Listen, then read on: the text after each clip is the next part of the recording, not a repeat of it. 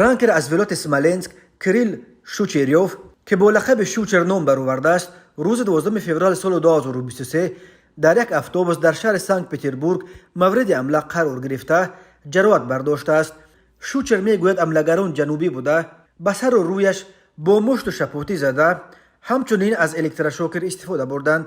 او خبر داد که راهگذران حملگران را دستگیر کرده تا آمدن پلیس نگاه داشتند. این پرانکر و بلاگر ناقص العقل که بعد به 75,000 نفر رسیدن شماره ابونچیانش اسمالنسک و پتربورگ کوچیده، حمله و لطوکوبش را به ویدیوی اخیر خود ربط میدهد که در آن یک قوطی تلفن آیفون در دستش به یک دختر تاجیک در کوچه پیشنهاد کرده بود که در عوض این تلفن با او علاقه جنسی کند. الکساندر باستریکین رئیس کمیته تفتیشات روسیه که با موقع آشکارای ضد مهاجران و ملت‌گرایانه‌اش معروف است، از تفتیش قریب همه حادثه‌های جنایی مربوط به مهاجران را تحت نظارت خود میگیرد.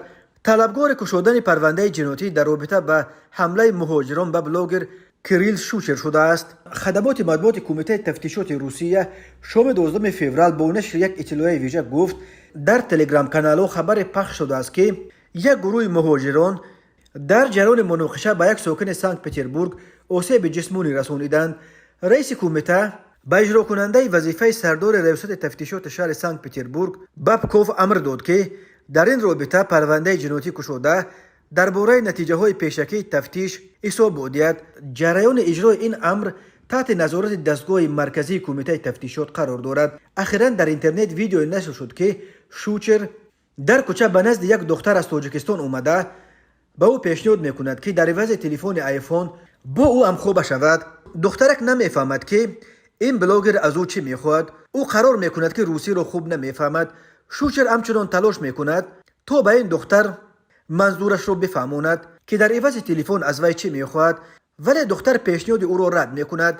شوچر بعدا به این دختر پیشنهاد میکند که او را ببوسد و دختر با خواهش پرانکر اول از یک بار روی او و سپس از لبانش بوسه میکند.